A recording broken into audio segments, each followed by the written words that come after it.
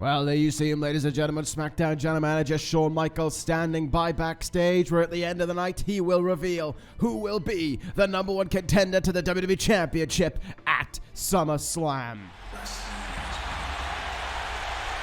That is to come at the end of the evening. We will discover who will face Ricochet at the biggest party of the summer, the biggest fight of the summer. But right now, we're going to be getting things to the in-ring action fairly quickly here on the first SmackDown after the Backlash pay-per-view. And who else but Cody Rhodes to open up the playing field. Cody Rhodes going to be going to battle tonight with Switchblade Jay White, assaulted last week in the SmackDown parking lot. Well, at the end of a meet and greet he voluntarily took part in. And it has led to Rhodes wanting a piece of the Switchblade here tonight, and that is exactly what we're going to get for what is going to be a very interesting episode of SmackDown as we head towards SummerSlam. Thank you all for tuning in, wherever you are this evening. Plenty happened to Backlash on the Blue brand as well. Plenty to soak in. 3 new champions in the space of a week on the Blue brand. But one WWE champion still at the top of it all. That, of course, being the savior himself, Ricochet. You never know with what Shawn Michaels is planning. Perhaps this match plays a part into who goes after the WWE champion next. You know, could the winner of this be on the shortlist stand for Shawn Michaels? Could it be the case that with all that's going on between Jon Moxley and Tommaso Ciampa, that he could still let one of those two be the #1 contender for the WWE Championship? Where or what are the sights of Shawn Michaels set? We're going to be finding out here tonight, and so too will the WWE Champion, who will be in the building at the end of the night, standing in that ring that Cody Rhodes stands in right now, to find out who his #1 contender will be for one of the biggest pay-per-views of the year. But right now, the Switchblade making his way out here to a less than favorable reaction, shall we say, as he seems to do each and every week. He is in a SmackDown venue. We didn't even know why Jay White did what he did last week. We didn't even know why he assaulted Cody Rhodes in the parking lot and left him laying there. We don't know. Cody Rhodes doesn't know. No one knows. I imagine Jay White knows, but he's not exactly very loose-lipped about why he does what he does. Very often, Jay White does things without merit or reason. What we do know, of course, is that it has resulted in this matchup here tonight to kick things off on SmackDown. Whether or not the assault is still a reason of frustration within Jay White for losing to Kazuchika Okada at WrestleMania, we do not know. Simply put, Jay White just does things without merit or reason. And that has become part of who he has become in recent months. These two men getting ready to square off. This should be a very interesting battle, though. These two men, interestingly enough, will share quite a bit in common. Both former Intercontinental Champions. Of course, White lost to the now former Intercontinental Champion Kota Ibushi. He, of course, lost his championship just a few nights ago at Backlash to Limitless Keith Lee. But this is the contest we have our eyes on right now. Rhodes and Jay White getting us in the way. And Rhodes coming out of the gates very quickly, due to that frustration that has got to be built up within him as a result of last week's assault, courtesy of the Switchblade. This fight is underway between these two men. White coming down with a big left hand there into the face of Cody Rhodes and spiking him on the mat early on there. Of course, for Rhodes, this will also be a proving point about why he chose to disband the American show-offs and go things about it in a singles perspective. Why he wanted to be a single star once again. If he can defeat someone of the caliber of Jay White, someone who's been in the upper echelon of SmackDown for a number of months now, that would do wonders to prove that Cody Rhodes did in fact make the correct decision to go about it in his solo career. Right now, Jay White showing the same viciousness that he's shown for months on end and that he showed to Cody Rhodes in the parking lot last week at SmackDown. Heavy lariat in the corner there, and White looking for an Anaconda Vice here, stitching it in, has the arm lock. Jay White looking for the early submission. victory, it seems, over Cody Rhodes. It's locked in. Could Rhodes be about to tap out? Yeah, not to be the case. Rhodes kneeing his way free there. Nicely done indeed. Creates some separation, gets himself back up to a vertical basis. Rhodes with a go behind now. Going after the leg, a switchblade. Takes it down with a shin breaker. And shades of his former tag team partner as well. Rhodes with the elbows. Vintage Dolph Ziggler there. Of course, he held the SmackDown tag team titles with a year ago now. Beautiful spine buster. Shoulders pressed down, legs are up in the air. Is it all she wrote? Yeah, Jay White powers out of two, but a beautiful double A-esque spine buster there. From Cody Rhodes, gets the hurt on in the early stages of this contest. What else could be lined up there for Cody Rhodes? That didn't go in there with that attempt on the ropes. White again goes back to the arm here and just shoves his head into the palm, and he bends backwards in a way. Very painful hold it looks like there. Before he takes Rhodes back down again. Jay White planning out his offense as best as he can. It seems like he's trying to keep Cody Rhodes at short range here and try to keep him trapped. Almost trapped in, you could say, with the power that he's delivering in these strikes, locking him up, keeping it tight, refusing to give Rhodes room or space to try and fight out of things here. For Jay White, I think this is just about achieving a victory over a man he doesn't like very much. For Cody Rhodes, it's not only achieving vengeance for what transpired last week, but for proving that he could well be ready to break out into the next level on SmackDown. Oh my goodness! Half and half suplex, spiked Cody Rhodes, but he still powers out of the count of two. Big kick out there for Cody. Absolutely dumped on his head and neck there by Jay White. The viciousness of the switchblade shining through as his frustration seems to be airing more and more. We've always known White as a guy who's very slow and calculated and methodical with his offense, who loves to control the pace of the match and dictate almost the story of it, shall we say. But in this match, he is showing a lot of frustration, a lot of anger. That loss at WrestleMania, I think, did more to him than he might be willing to let on right now. Back up to their feet, does Cody Rhodes. Lariat in the corner, and White stumbles out of it. Rhodes now to the top rope, looking to deliver with authority. Cody Rhodes, high risk, incoming moonsault. Leg hook, head locked, 2 count.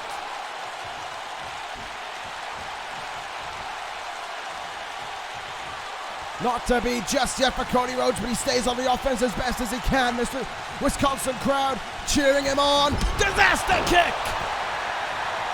Middle of the ring. Leg is hooked. White is down. White kicks out at 2 again. Kicked out of some of their big moves in this contest, but the fight keeps on going here. What a way to kick things off on SmackDown it has been thus far. The landscape has changed since Backlash, but the action remains the same. Incredibly talented athletes, whatever you may think of them personally, giving each other one hell of a fight. Big German suplex from White. Bridges, shoulders down, almost had him.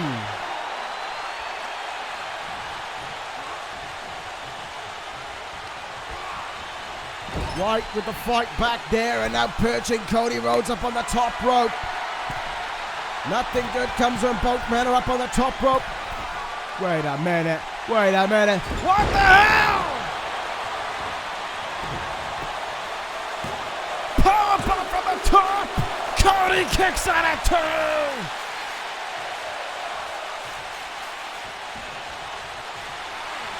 White is infuriated. He rightly thought that was going to be enough, but Rhodes somehow kick it out of things here. White going out of it. Wait.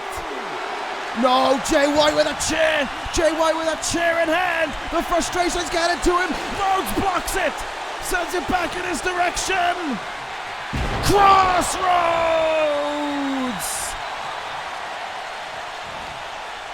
Jay White was willing to risk disqualification just to maim Cody Rhodes. Rhodes says no chance. Back-to-back crossroads. Cover on White. Cody Rhodes emerges victorious. Jay White willing to take underhanded drastic measures to be victorious here this evening. Cody Rhodes said there was no chance he was letting that happen. Back-to-back crossroads secure victory for the American Nightmare here on our opener on SmackDown. Jay White's frustration got the better of him, but hang on here, Rhodes isn't done. He's grabbed a microphone and he's got something to say.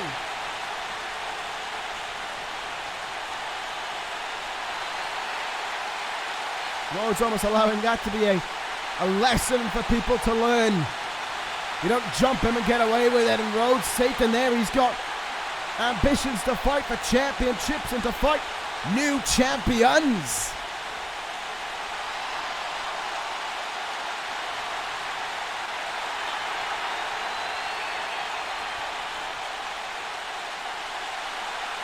And he has more than let the cat out of the bag on that one. Cody Rhodes is calling first shot at Keith Lee for the Intercontinental title. The American Nightmare wants a shot at littlest Keith Lee. What about that would be? Rhodes calling his shot. He wants to be Intercontinental Champion yet again.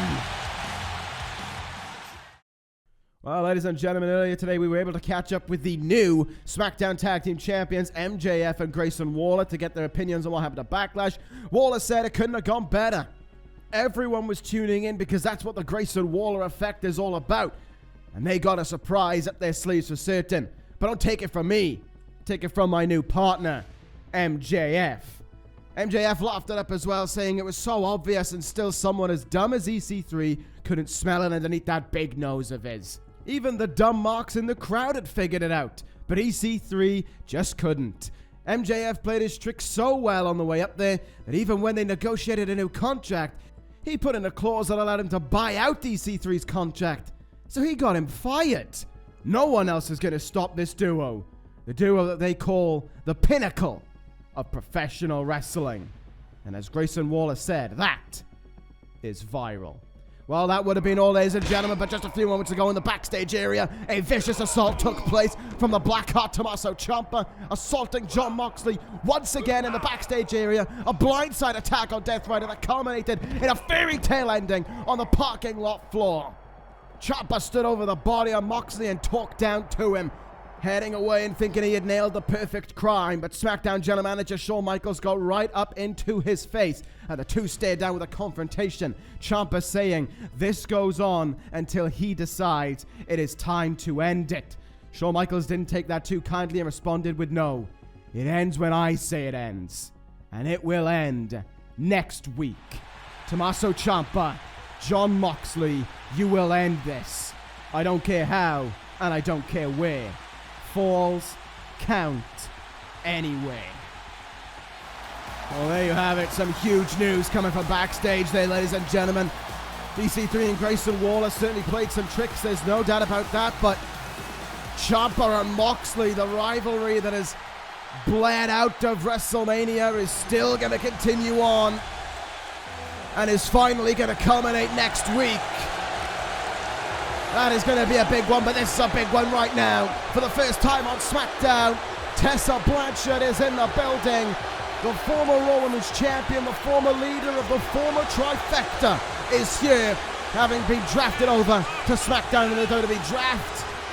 She is on the blue brand, and she has been ready and waiting to make her debut, and that moment is tonight.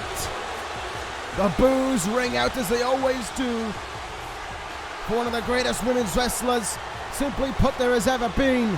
And what a women's division we are in now, with the likes of Tessa Blanchard, with the breaking out, the continued breaking out, shall we say, of Sasha Banks, and of course the brand new SmackDown Women's Champion, Becky Lynch. Just think about what those three can add to the table. Just think about what is going to transpire there. In one very quick move, the SmackDown Women's division suddenly became an absolutely stacked division. And Tessa Blanchard is finally ready to cement her place a part of it. And imagine the frustrations that are still going to be airing through Tessa Blanchard, from losing the Raw Women's Championship at WrestleMania to being drafted away from Monday Night Raw as well, here to SmackDown, and of course to the end of trifecta that transpired at the grandest stage of them all as well. She's going to be coming to SmackDown here with a point to prove and an anger within her, and that is exactly what she's doing right now. The confidence, though, just airing out of her in the early stages of this contest. For Tessa Blanchard, it's about reminding everyone who the hell she is, what she's all about.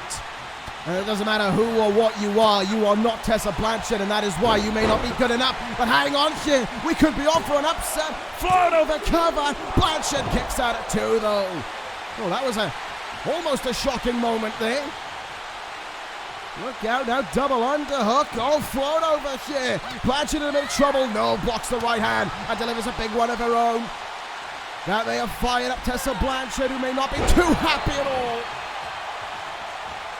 about being almost stood up in a way, shall we say, on her grandiose moment of arriving to SmackDown.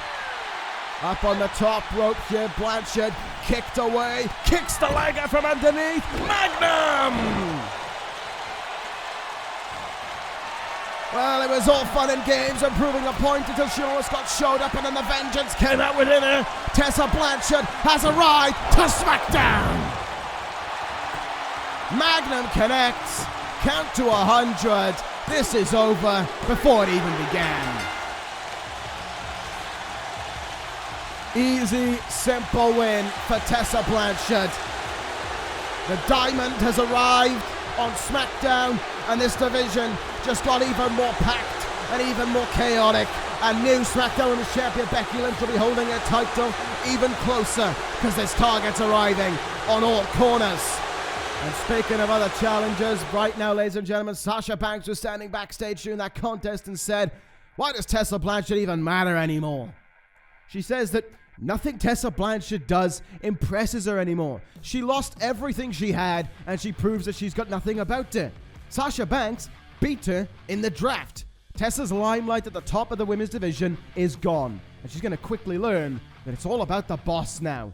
But before she could finish that point, on the flip side of what happened to Backlash, it was Becky Lynch to intervene, getting in the face of Sasha Banks and saying, all I've heard you do these past few days is run your mouth. You beat Liv Morgan. Congratulations. I could do that with one arm tied behind my back. Now let's see if you can beat Sasha Banks without a distraction. Let's see if you can stop running your mouth and prove it with your fists. Do it next week. And whoever wins that contest, they can face me the week after. Hell, I'll even put the SmackDown Women's Championship on the line. Becky Lynch already willing to put her championship on the line before her reign has even begun. Very, very interesting times indeed there. Sasha Banks running her mouth once again and may have ran her mouth into a championship opportunity for all we know. Could we be on for Sasha Banks and Tessa Blanchard next week once again? This time, instead of a draft pick up for grabs, it's a shot at Becky Lynch and the SmackDown Women's Championship. Keep your eyes peeled on that one, ladies and gentlemen. We will be finding out, I presume, in just a few moments' time. But right now, it is our in-ring main event of the evening here. Bobby Fish is going to go one-on-one with the Hangman Adam Page. Fish walked up to Hangman last week and offered him the opportunity to join the Dangerous Alliance. He said that there are a few rough edges to Hangman, but he can see them, he can fix them, he can chip them away. All he has to do is join the tutelage of Bobby Fish and Paul Heyman. Look at everything they've achieved on SmackDown. The 3 WWE Championships, the Intercontinental titles. Why would you want to say no to that? And Hangman Page, he said no to that. He's not about joining a lineage. He's not about being a partnership with anyone. He's about being a champion and a fighter. And he wants to fight Apollo Crews for one, but if you can't fight him now, you'll fight Bobby Fish. That's why we got to here, ladies and gentlemen, and this is going to be a very, very interesting contest between two very, very talented athletes. I am certainly looking forward to this one. One of the most dominant superstars in SmackDown history, Bobby Fish, getting ready to take on the Hangman. This is going to be a good one. Whoa, whoa, whoa, whoa, whoa, whoa! That's Apollo Crews! Crews with the almost lifeless body of Hangman, throwing him into the ring and just walking off. Well, Hangman has been brought into the ring. The referee says this match could get underway, and Fish is in. with a fish hook across the head of Hangman Page. This isn't fair. This is a mugging. The bounty hunter has struck tonight, and he has cost Hangman Page the opportunity to even fight Bobby Fish. Fish gloating as if he's just won one of the toughest matches of his career. It is anything but. Drew's dragging the body of Hangman Page to the ring there as if he had jumped him in the backstage. Fish is victorious, and now, oh goodness. Now Paul Heyman's getting into the ring. This just gets even worse.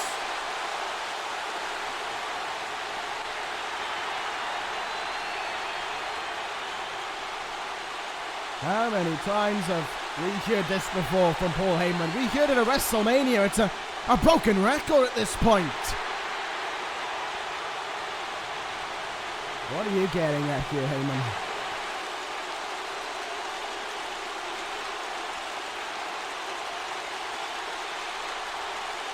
Well, it seems as if Bobby Fish and Paul Heyman want to throw their hands back into the championship hunt. They want the shot at the Intercontinental title. They're saying it shouldn't be Cody Rhodes. It should be Bobby Fish to get first crack at Keith Lee and the Intercontinental title. Well, it seems as if the new champions have all the targets on their back, ladies and gentlemen. And we have just heard that next week on SmackDown, those new champions are going to find out their challengers. We are going to get Cody Rhodes and Bobby Fish next week. We are going to get Sasha Banks and Tessa Blanchard next week in #1 contender matches. And the grudge will be settled. Tommaso Ciampa, Jon Moxley, your main event next week on SmackDown. Falls count anywhere as this bloody rivalry comes to an end. But right now, enter the Savior. Enter the WWE Champion. Ricochet is in the building to find out who he will face at SummerSlam. He overcame the Rainmaker at Backlash. He said he would do it. He said he would beat Okada. He never said he was going to maim him. He never said that he was going to brutally defeat him. He said that Okada's weakness was his finishing move, the Rainmaker itself. He said that is when he is at his most open, and that is when Ricochet will strike. And that is exactly what he did, countering it into a roll-up, pinning the legs around, keeping the shoulders down, and Okada was so folded up that he couldn't get himself out of the hold, and it enabled Ricochet to get the 3 count and to remain WWE Champion. It was very cunning and very intelligent from the Savior himself, who now heads into the biggest fight of the summer, ready to find out who his next challenger will be for the WWE Championship. Shawn Michaels has had a long time to think about this. He's had since Backlash. He's had the days that have transpired. And I would assume before the show started tonight, HBK would have known who he wants to face Ricochet at SummerSlam, sorry. But before we get to that point, it seems that the Savior's been given a few moments in the sunlight here to hold that WWE Championship and to brag up his victory, shall we say, over Kazuchika Okada. And well, simply put, that's exactly what he's doing. He said that he would defeat the Rainmaker. He's not wrong there. He wronged the doubters. He wronged those who doubt the Savior and his message to professional wrestling. This mixed reaction, as always, that follows him says that there will always be those, I believe, who doubt and who go against the Savior. Maybe not so much for his message, but for the way that he goes about it. And he says he's waiting here once again, just like it was heading into Backlash. He stood in the ring and he waited for his #1 contender to be revealed. He says he has no reason to be scared of whomever his #1 contender will be. It's the summer of the Savior, as he calls it. Seems as if Ibushi losing the Intercontinental Championship isn't even on the mind of the Savior here tonight. All that is finding out who he's going to face at SummerSlam. And Shawn Michaels is standing backstage right now, ready to deliver that news.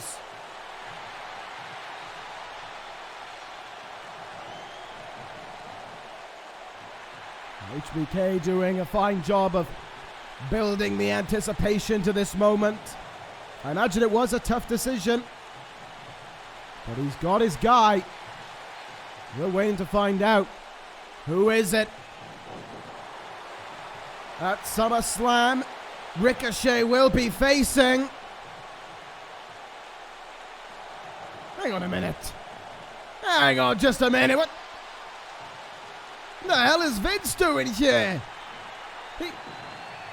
Does he even work here anymore?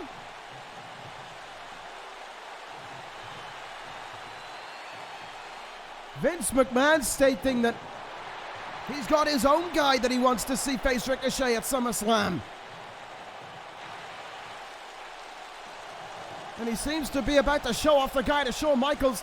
Michaels seems to be about to say no.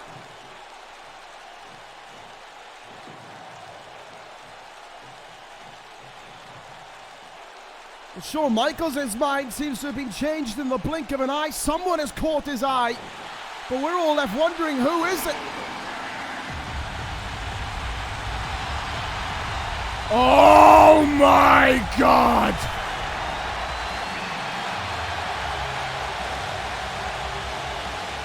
The Machine is back! Brian Cage has returned! And he has been labeled as the #1 contender to the WWE Championship.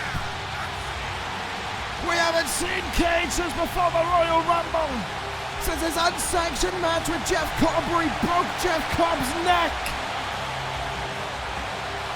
He served his injury, he served his suspension, and he has returned on the eve of SummerSlam to be labeled as the next challenger to the Savior. The Machine has returned with one hell of a bang. I cannot believe what we're witnessing. Brian Cage stands in the ring. It's a good thing Ricochet has those sunglasses on, because you can see the fear in his eyes right now. You can see his reaction when he heard Cage's music hit. Ricochet looks it down. He throws the title to one side. He goes after Cage. Oh, but what a mistake that was! Ricochet wanted to go right after him, but Brian Cage was having absolutely none of it. Sent up and over with the Savior. The summer of the Savior suddenly seems to have taken a turn for poor weather. The Machine planting Ricochet. Everything that the champion said a few moments ago suddenly feels vague, empty, and far from the truth. Because here's the truth: Cage is the #1 contender, and he has laid out the Savior here tonight on SmackDown. He holds the WWE Championship in his hand. Is this the scene that we will see in just over 2 weeks at SummerSlam? Is the Machine about to stand tall over SmackDown? We will find out.